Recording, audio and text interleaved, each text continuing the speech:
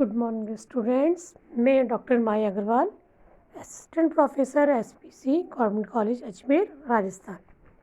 आज के video lectures में आपका सभी का स्वागत है।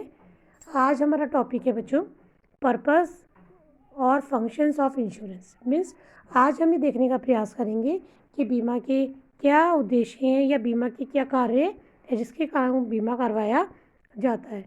तो सबसे पहले बच्चों अगर हम देखें तो बीमा का जन्म कुछ विशेष उद्देश्यों की पूर्ति के लिए हुआ है। इसमें मुख्य उद्देश्य अगर हम प्राथमिकता से देखें तो भविष्य में होने वाली हानि के विरुद्ध सुरक्षा प्राप्त करना ही इंश्योरेंस माना गया है। तो आज हम हमारे लेक्चर में हम देखेंगे कि बीमा के जो उद्देश्य हैं या कार्य हैं उनके बारे में। तो सर्वप्रथम तो हम बीमा के उद्देश्य और कार्य के बारे में अगर हम देखें तो इनको मुख्य रूप से 3 भागों में बांट सकते हैं। तो फर्स्ट बिंदु उसमें हम लेंगे प्राथमिक उद्देश्य या कार्य, जिससे हम कहेंगे प्राइमरी पर्पस और फंक्शंस। सेकंड है हमारा सहायक उद्देश्य या कार्य, जिसे हम कहेंगे सेकेंडरी पर्पस और फंक्शंस। एंड थर्ड जो है हमारा उसे हम कहेंगे परोक्ष उद्देश्य यानी इनडायरेक्ट पर्पस और फंक्शंस। तो अगर हम देखें तो बीमा के जो मुख्य उद्देश्य या कार्य मुख्य रूप से इन 3 भागों में इनका वर्गीकरण कर दिया गया है। तो आज हम इन तीनों ही बिंदुओं पर चर्चा करने जा रहे हैं कि किस प्रकार बीमा अपने प्राथमिक उद्देश्यों के साथ में कार्य करता है, सहायक उद्देश्यों के साथ में करता है और परोक्ष उद्देश्यों के साथ में भी बीमा कार्य करता है। तो सर्वप्रथम हम लेते हैं प्राथमिक उद्देश्य कार्य।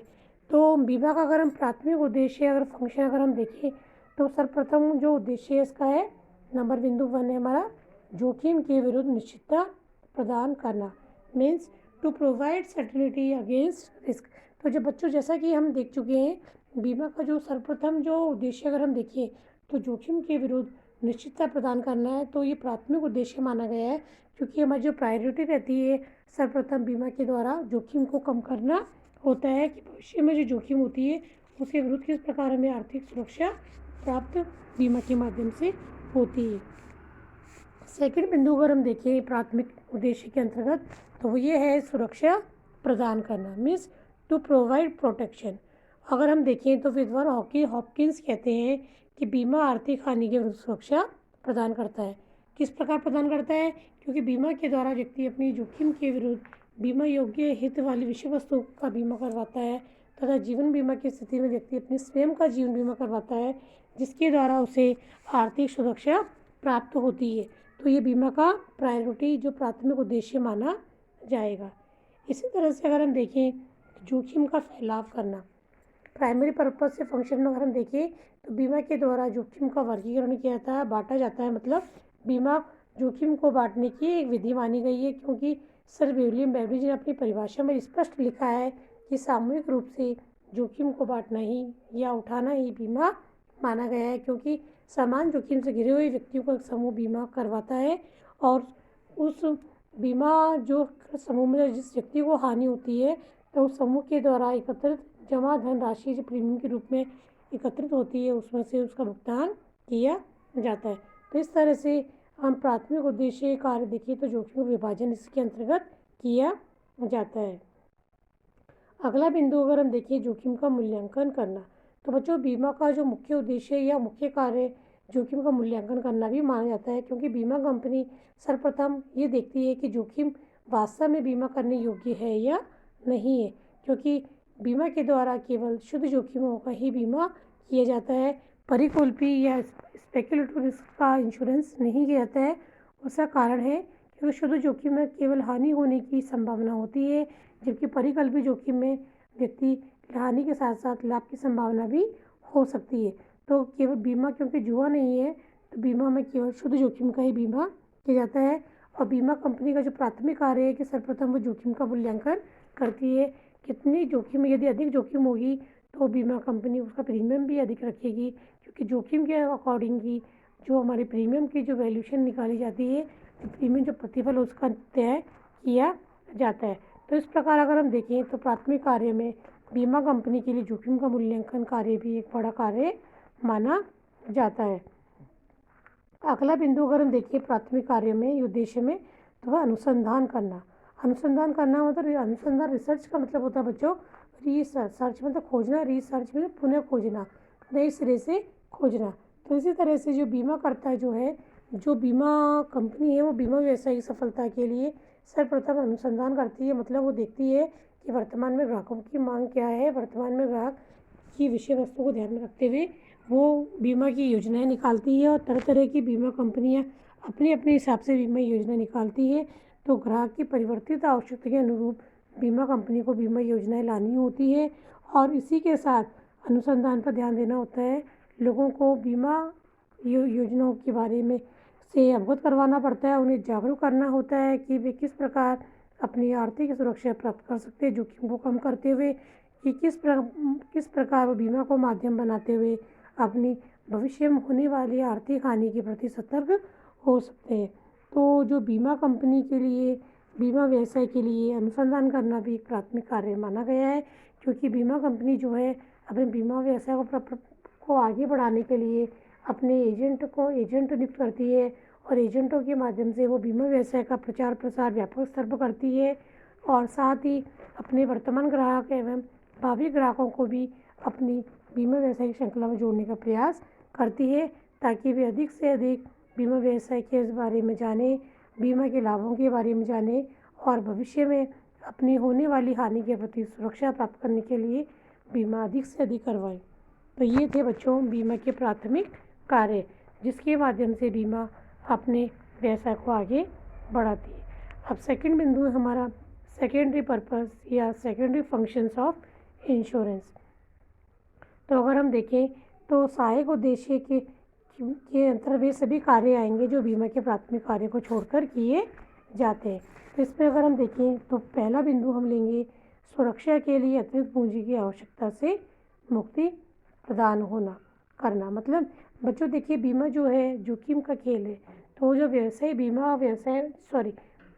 जब व्यापार करता है तो उसके मन में सदैव अनिश्चितता बनी रहती है कि भविष्य में अगर हानि हो गई तो किस प्रकार वो उसकी पूर्ति कर पाएगा, और भविष्य में अगर उसके व्यापार को अधिक पूंजी विनियोग की आवश्यकता होगी तो किस प्रकार उसको कर पाएगा। लेकिन ऐसी स्थिति में भी अगर आप बीमा करवा लेते हो तो बीमितों को उन जोखिम से सुरक्षा के लिए अन्य प्रकार से व्यवस्था नहीं करनी पड़ती, क्योंकि बीमा व्यवसाय के द्वारा व्यक्ति इस व्यवस्था में लगने वाले धन को अन्य कार्यों में विनियोग कर सकता है। कहने का आशय ये है कि भविष्य में सुरक्षा के लिए अतिरिक्त पूंजी की आवश्यकता से बीमा जो है मुक्ति प्रदान करता है। इसी प्रकार अगला सहायक उद्देश्य कार्य देखें हम तो लार्ज स्केल पर उद्योगों के विकास में योगदान देना। मतलब वृहद स्तरीय उपक्रम जो होते हैं, लार्ज स्केल पर जो हमारी इंडस्ट्रीज होती है बच्चों, उसमें कैपिटल बहुत ज़्यादा लगी होती है, क्योंकि वो दीर्घकालीन उद्देश्यों को लॉन्ग टर्म के लिए कार्य करती है। तो उसका इंफ्रास्ट्रक्चर जो होता है काफ़ी मजबूत होता है। लार्ज स्केल पर जो मशीनें होती हैं, बहुत सारे श्रमिक वहाँ कार्य करते हैं। तो ऐसी स्थिति में जो पूंजी भी अधिक मात्रा में आवश्यकता होती है। तो बीमा कंपनी जो होती है जो इन बड़े उद्योगों के विकास में सहायता देती है। किस प्रकार कि बीमा कंपनी को जो फंड एकत्रित होता है वे उस फंड को वृहद उपक्रमों के विकास में लगाती है या उसके माध्यम से वित्तीय सहायता प्रदान करती है, जिसके द्वारा करती है तथा वित्त भी प्रदान करती है, जिससे कि वृहद उपक्रमों के विकास को सहारा मिलता है। इसी प्रकार अगला बिंदु अगर हम देखिए सहायक उद्देश्य कार्य के अंतर्गत तो हानियों से सुरक्षा के लिए सतर्क रहना, क्योंकि आज व्यक्ति जब अगर भविष्य में होने वाली हानियों के प्रति सतर्क रहेगा, उसके लिए पूर्व में ही प्रयास कर लेगा या उपाय कर लेगा, तो भविष्य में होने वाली हानि से वह काफ़ी हद तक बच सकता है। तो इसके लिए बीमा एक अच्छा माध्यम है। बीमा इसके द्वारा भविष्य में होने वाली हानि की सुरक्षा के लिए सतर्क रहता है और समय समय पर बीमित अपनी संपत्ति का बीमा करवा लेता है। तो बच्चों ये थे सहायक उद्देश्य जिसके माध्यम से बीमाकर्ता या बीमित जो बीमा करवाने वाला व्यक्ति है अपनी हानि से बच सकता है। अगला बिंदु अगर हम देखिए, जो अगला कार्य हमारा थर्ड बिंदु जो है इनडायरेक्ट पर्पस या फंक्शंस ऑफ इंश्योरेंस। तो बीमा के कुछ अगर हम कार्य देखिए तो स्वतः ही होने लगते हैं। ये कार्य प्रमुख एवं सहायक कार्यों के समानांतर चलते रहते हैं और अप्रत्यक्ष रूप से अर्थव्यवस्था को तो लाभान्वित करते ही हैं, साथ ही बीमा व्यवसाय की प्रगति में भी योगदान देते हैं। तो देखिए परोक्ष रूप से अगर हम देखें तो इनडायरेक्टली सरकार और उद्योगों को भी बीमा कंपनियाँ सहायता प्रदान करती है, क्योंकि बीमा जब व्यवसाय करती है तो बीमा के द्वारा अनेक व्यक्ति जोखिम से घिरे हुए होते हैं और समान जोखिम से घिरे हुए अनेक व्यक्तियों के जोखिम व्यक्तियों का समूह बीमा करवाता है। तो ऐसी स्थिति में बीमा द्वारा भारी मात्रा में फंड या कोष का निर्माण हो जाता है, मतलब एक अच्छा अमाउंट उनके पास इकट्ठा जाता है प्रीमियम के माध्यम से। तो इस अमाउंट को बीमा कंपनी क्या करती है, इन कोषों को सरकारी प्रतिभूतियाँ, मतलब गवर्नमेंट जो हमारी सिक्योरिटीज़ होती है, कंपनी के अंश डिबेंचर्स में लगा देती है।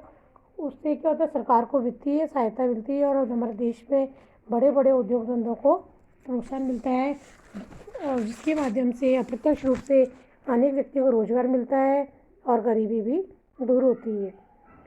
अगला बिंदु है इनडायरेक्ट पर्पस फंक्शन में हम देखें तो निर्यातों को प्रोत्साहन। निर्यात को प्रोत्साहन का मतलब है कि बीमा कंपनियां जो अपना धन को, जो इन्वेस्टमेंट होता है उसको पुनः इंफ्रास्ट्रक्चर बड़े उद्योगों में लगाती है, जिससे क्या होता है, औद्योगिकरण बढ़ता है, मार्केट में वस्तुओं की सेल्स बढ़ती है, तो क्या होता है, मांग बढ़ती है और वस्तुओं का अधिक से अधिक निर्यात होने लगता है, जिससे क्या होता है, हमें सुरक्षा मिलती है। इसी के साथ साथ आज हम देखते हैं विदेशी व्यापार जो हमारा समुद्री मार्गों से होता है तो उसमें बहुत अधिक रिस्क होती है। तो इस रिस्क से बचने के लिए जो निर्यातक क्या करते हैं बच्चों, बीमा करवा लेते हैं, अपनी समुद्री जो मेरीन इंश्योरेंस वो करवा लेते हैं अपनी विषय वस्तु का, माल का। उससे क्या होते हैं, उनके निर्यातों को प्रोत्साहन मिलता है और निर्बाध रूप से अपने व्यापार को गति प्रदान होती है।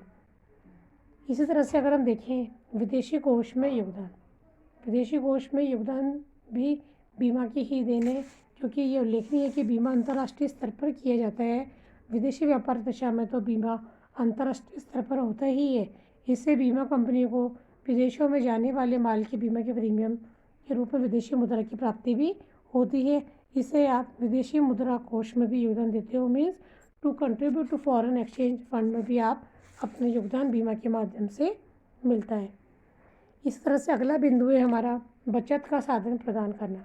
बचत का साधन प्रदान करने का मतलब है इनडायरेक्टली अगर हम देखें तो बीमा के माध्यम से बचत को प्रोत्साहन मिलता है, क्योंकि जब व्यक्ति बीमा करवा लेता है तो एक तरह से बीमा के लिए जो प्रीमियम की राशि है उसके बराबर तो उसे बचत करनी ही होती है। और इसी तरह से अगर हम देखें तो जीवन बीमा में जो धन आप विनियोग कर रहे हो प्रीमियम के रूप में, वह आप आपका एक तरह से निवेश ही माना जाएगा, क्योंकि या तो व्यक्ति स्वयं जीवित रहेगा या लाइफ इंश्योरेंस में व्यक्ति अगर उसकी मृत्यु हो जाती है तो उसके पारिवारिक जो नॉमिनी है उसको वो राशि प्राप्त हो जाएगी। तो इस तरह से बीमा बचत का साधन भी माना गया है। अगला बिंदु है सामाजिक सुरक्षा प्रदान करना।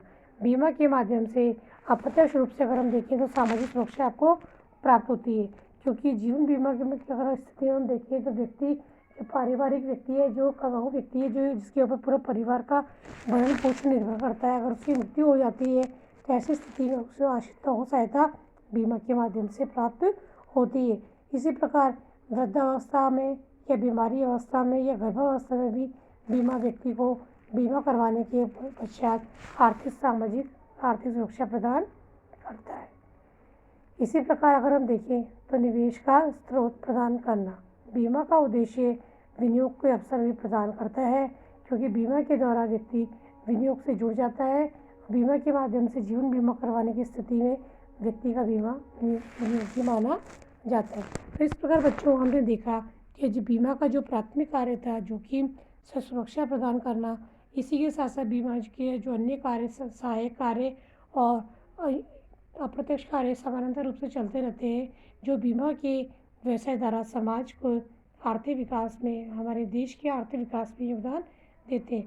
तो इस प्रकार अगर हम देखें तो देश के सुदृढ़ संतुलित आर्थिक विकास में बीमा का योगदान माना जाता है।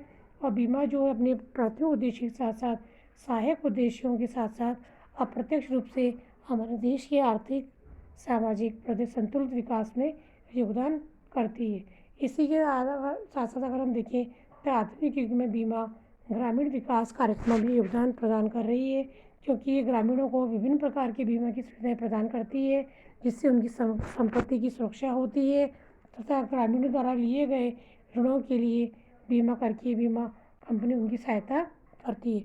तो कुल मिलाकर बच्चों अगर हम देखें तो बीमा अपने प्राथमिक उद्देश्यों के साथ साथ हमारे देश में सहायक और अप्रत्यक्ष रूप से भी योगदान प्रदान कर रही है, क्योंकि बीमा ही एक ऐसा माध्यम है जिससे हमारे देश में आर्थिक उद्योग रूप से उद्योग धंधों को बड़े स्तर पर धन की प्राप्ति होती है, धन का निवेश होता है, इसके द्वारा हमारे इंफ्रास्ट्रक्चर को बल मिलता है और देश में संतुलित आर्थिक विकास भी होता है। और देश में जब उद्योग धंधों का बच्चों विकास होता है तो उसका पॉजिटिवली अगर हम देखें तो हमारे देश में रोजगार के अवसर भी बढ़ते हैं और हमारे देश में जो आत्मनिर्भर भारत की जो हम कल्पना करते हैं वो काफ़ी हद तक हमारे उद्योग धंधे अगर विकसित होते हैं बड़े स्तर पर तो हमें वास्तव में सच होने का हमारी आशा उससे की जा सकती है। तो इस प्रकार बीमा प्रत्यक्ष और अप्रत्यक्ष रूप से कार्य करता है और जोखिम के जो हमारा प्राथमिक उद्देश्य साथ अप्रत्यक्ष रूप से देश के आर्थिक विकास में सहायता प्रदान करता है। तो बच्चों, इस प्रकार आज हमने देखा कि बीमा किस प्रकार अपने उद्देश्यों की प्राप्ति के लिए प्राथमिक और सहायक और अप्रत्यक्ष रूप से हमारे देश के आर्थिक विकास को प्रभावित करता है।